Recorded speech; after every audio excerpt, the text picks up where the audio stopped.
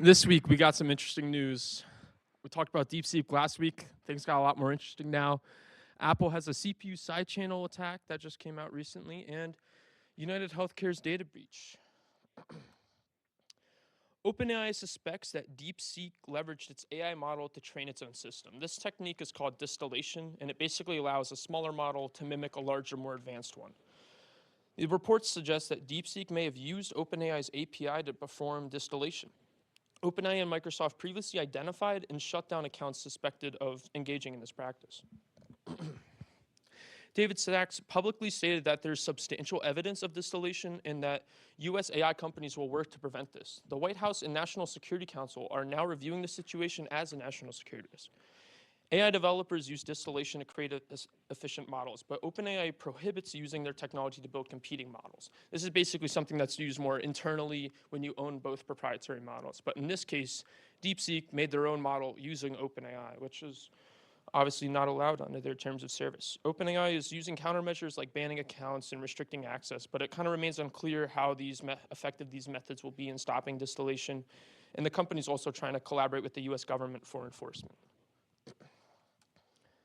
Just some more DeepSeek silliness I didn't really get to fit in last week, but basically, NVIDIA went down roughly 12% since DeepSeek was released. You know, NVIDIA, they sell shovels in the AI gold rush, and well, all their compute is used for training models, and DeepSeek is so efficient that NVIDIA is not as needed anymore. And they also released Hunwan 3D, which makes meshes and textures while also being open source. It cost only $5.5 million to train, and it was literally just a side project for a Chinese hedge fund. And basically, RITSEC stacked DeepSeek AI server win. Someone's got to do it. DeepSeek breach. This is really bad. DeepSeek exposed over 1 million chat records in an unsecured database.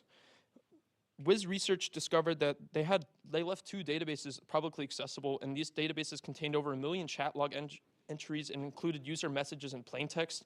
The security firm found 2 misconfigured databases at OAuth 2 callback.deepseek.com port 9000 and dev.deepseek.com port 9000.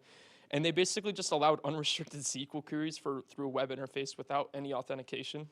These databases contain a lot of sensitive information like user queries, API keys, infrastructure details, metadata, and it exposed both user privacy and DeepSeek's internal security.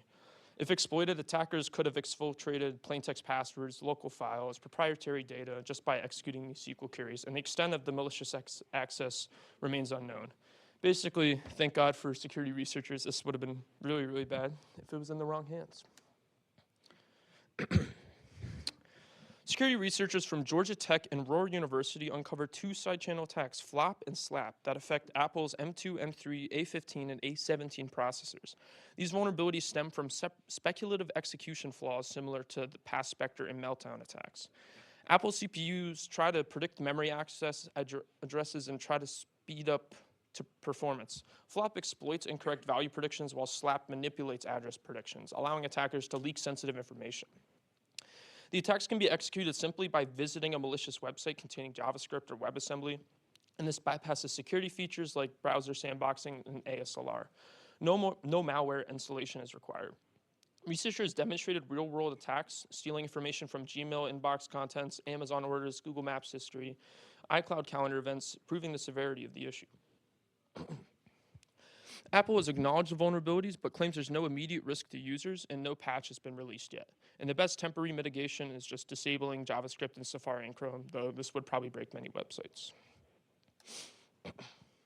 United Healthcare's data breach. Initially, they reported 100 million victims, but now United Healthcare has confirmed that there's nearly double, 190 million victims in the American data breach that happened in, I believe it was 2024. The stolen data includes highly sensitive information like medical records, health insurance details, billing and payment information, as well as social security numbers and government IDs in some case. There's no evidence of misuse yet, but the scale of this breach is really alarming.